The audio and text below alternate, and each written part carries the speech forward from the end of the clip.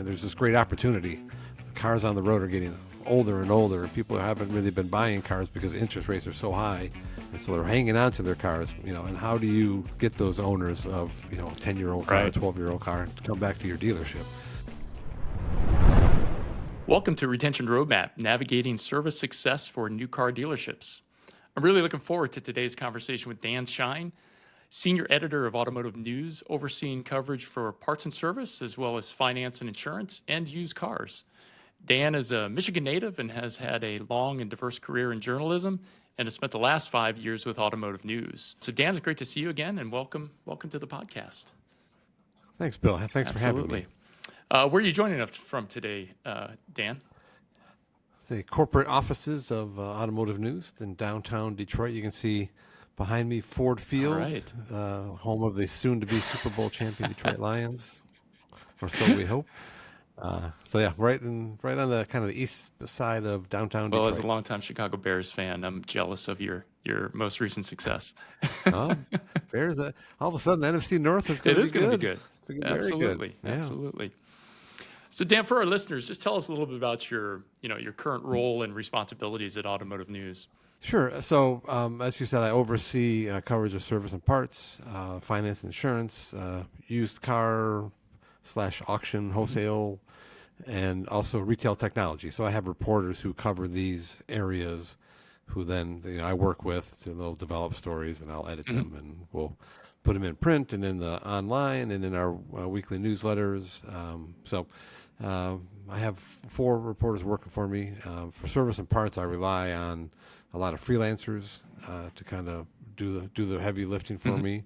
And sometimes some of the brand reporters, your automaker reporters, will pitch in a story or two as well. Yep, gotcha.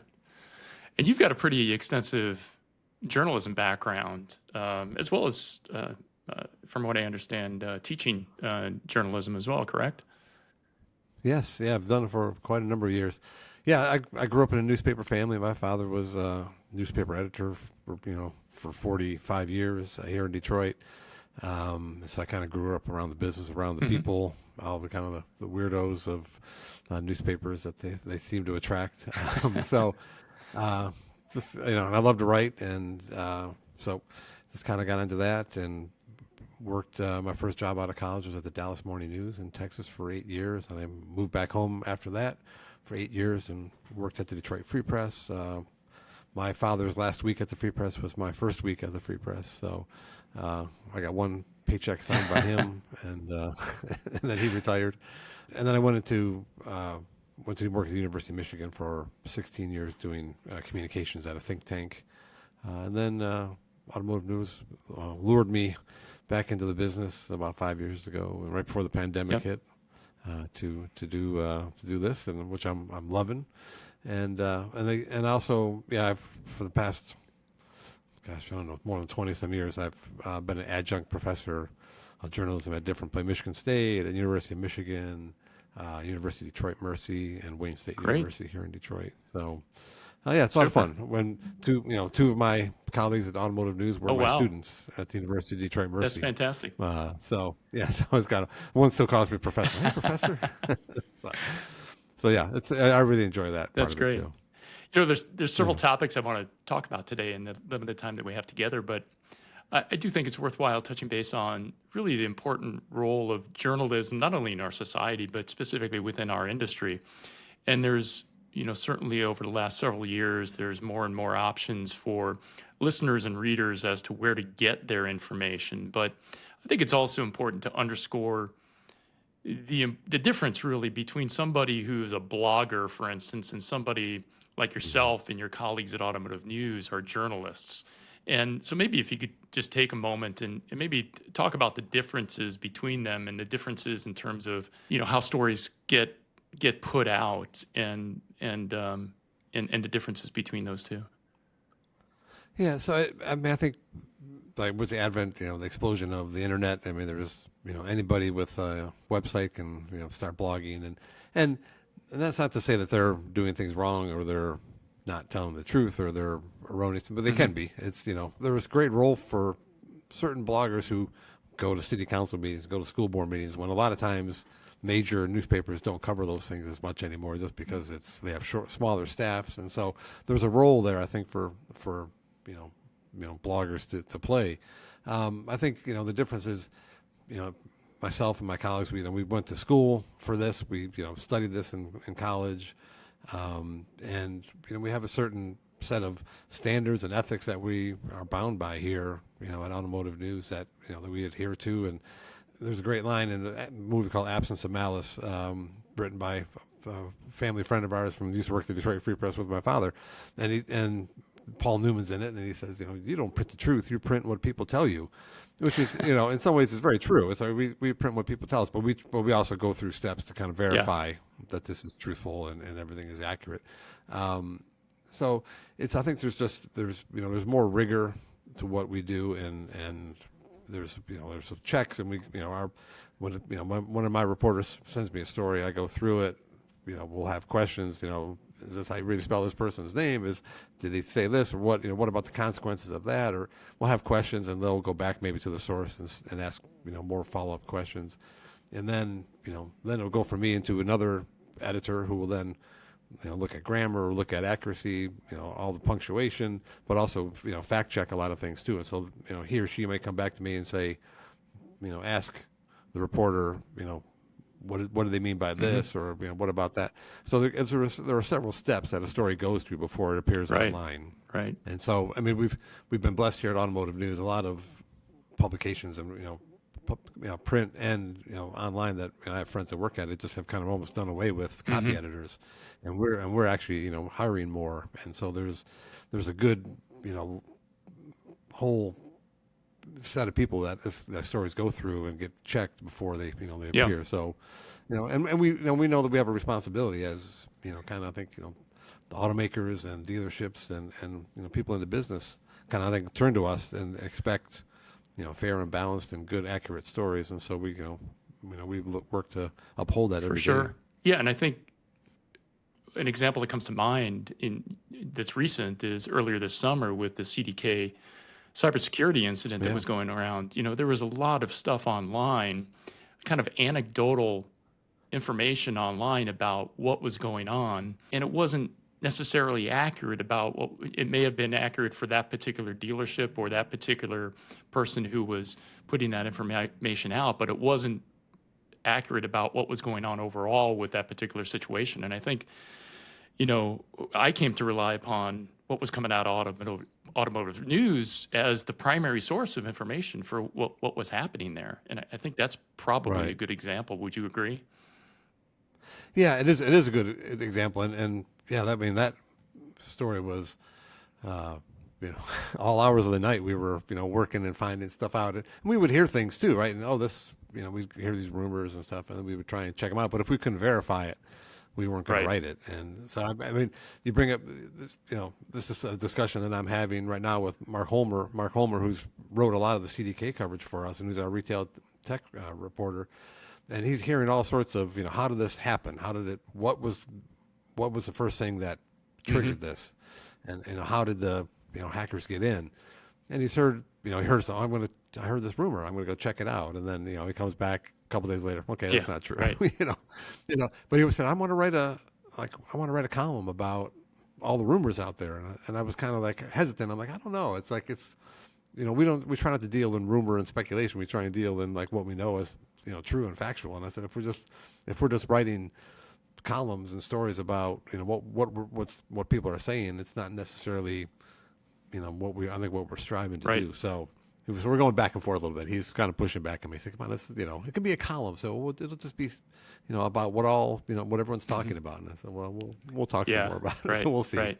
Yeah, absolutely. I think that the structure that an organization like yours has in place that put some guardrails in place to make sure that the accuracy of the information is in fact just that accurate. Right. One of the courses I teach that I have taught for many years is mass media ethics, and so so every week I would talk about ethical dilemmas, and I mentioned Mike Martinez, who covers Ford Motor Company for us, who was one of my students at the University of Detroit Mercy. He was a student, and he came up to me after class and said, so he worked for the student paper, and he said, "Can I cover the women's soccer team if my girlfriend's on the team?" And I said, "No." He said, "Well, she doesn't really play. She's not that, she's not that good, so she doesn't really play."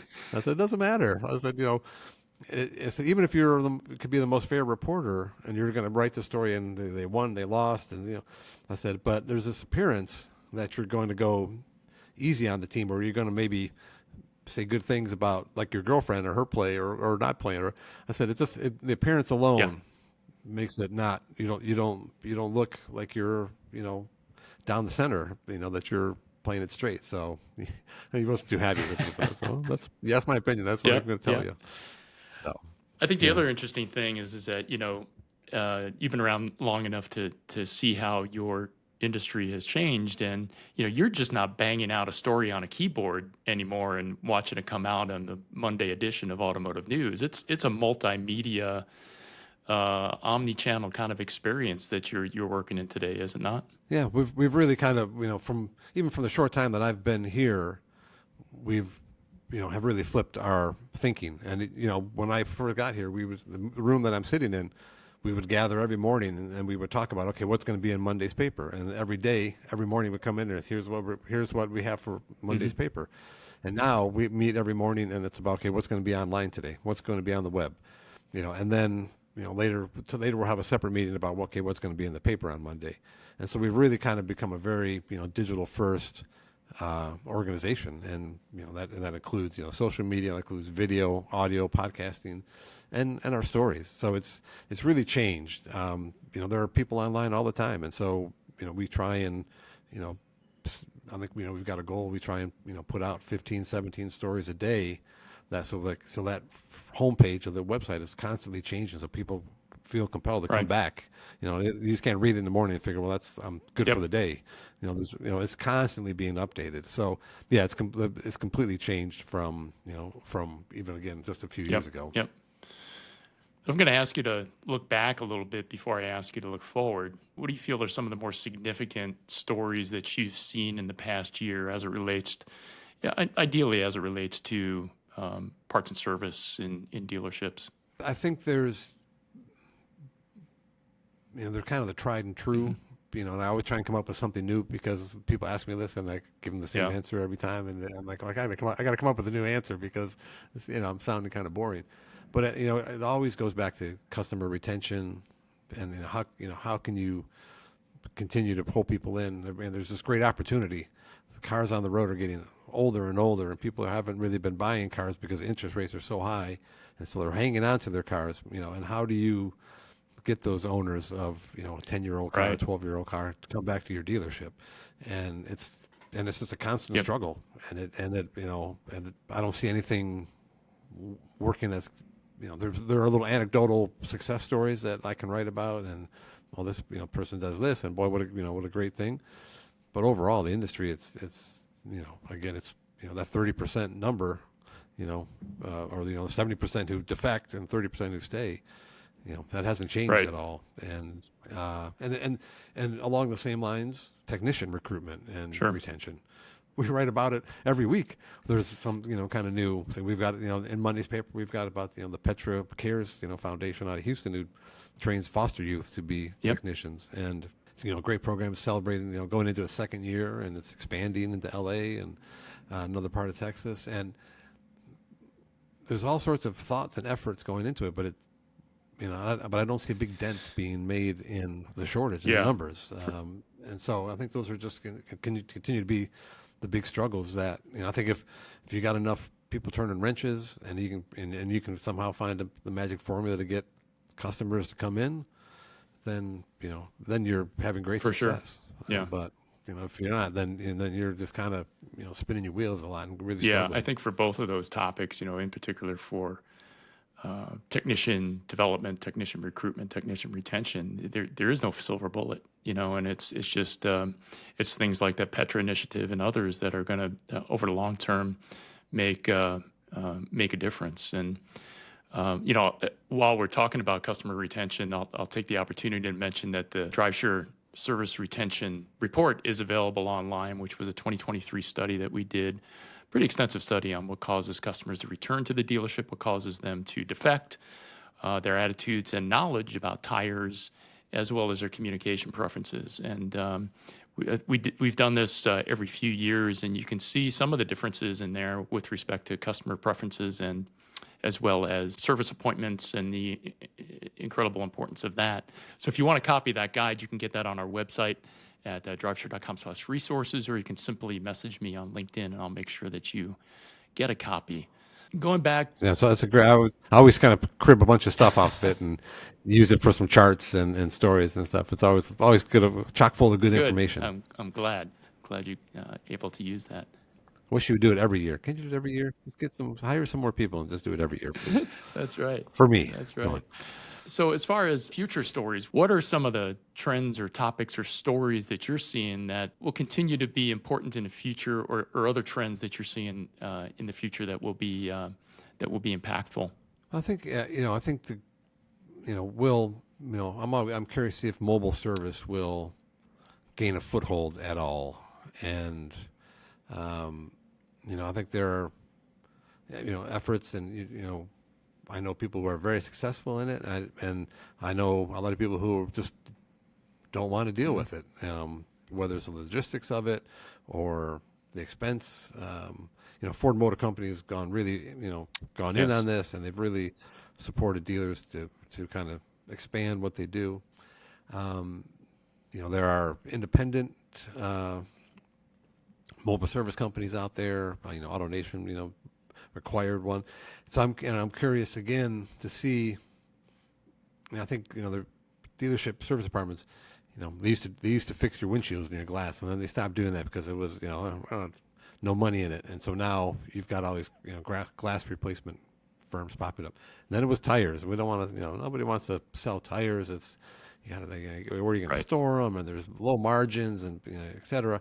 So now there's tire stores everywhere away from the dealership and I wonder if there are enough mobile service independent companies that will come into this space and again take away customers from dealerships, because dealerships don't want to do this because it's too hard, it's too expensive, and so I'm curious about that. There's a new we're writing a story now about a new startup called Curbee, Curbee, and the woman who ran Tesla's mobile service unit is behind it. Although she's trying to work with dealerships, I think she's trying to come into dealerships and say, "We'll run your mobile service for you," kind of thing. So, but is that going to be another 5 years down the road where our dealerships going to be kicking themselves that all these independent operators are taking over mobile service, and they say, "Well, we should have been in that. We should have done this," and so I don't know if there's going to be regret about that or not. So I think that's interesting. There's been a lot of companies out there, and it will be interesting to see what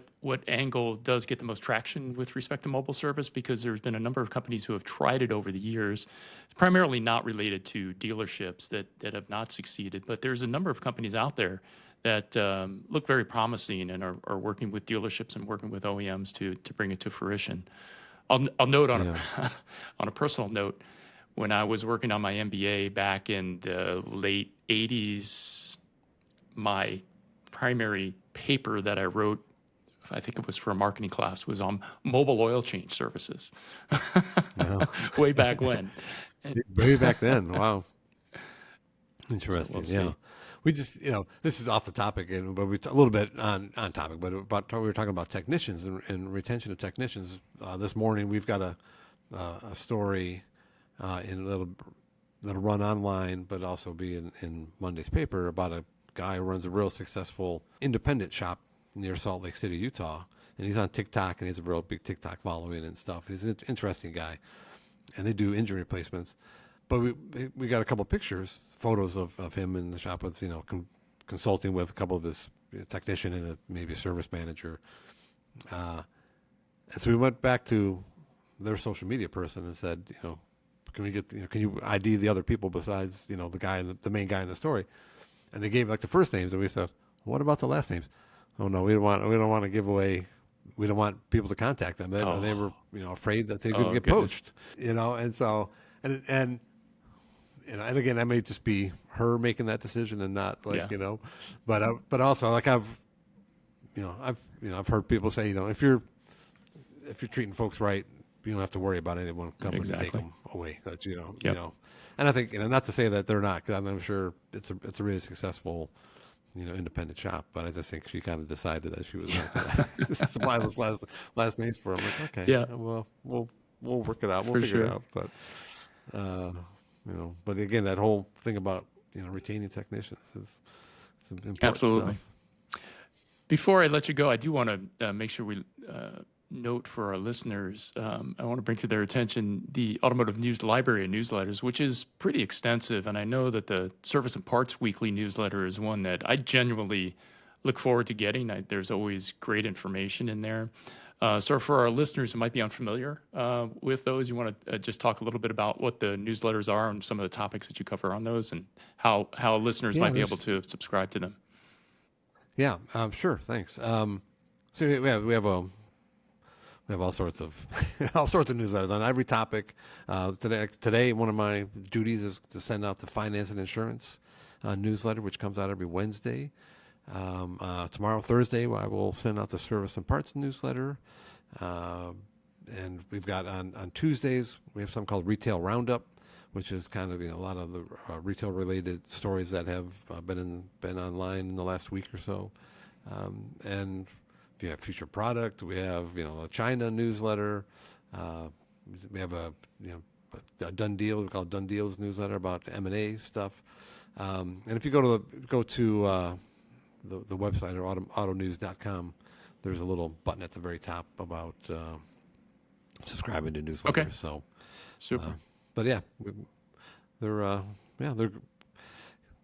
lot of good information in them, and it comes delivered right to your email box. Super. Every Well, day. we'll put a link Yeah. to that in the show notes as well as if there's anybody who would like to get in touch with you, Dan. What's the best way for them to get in touch with you? No, I don't want it. I don't want anybody bothering me. No, just kidding.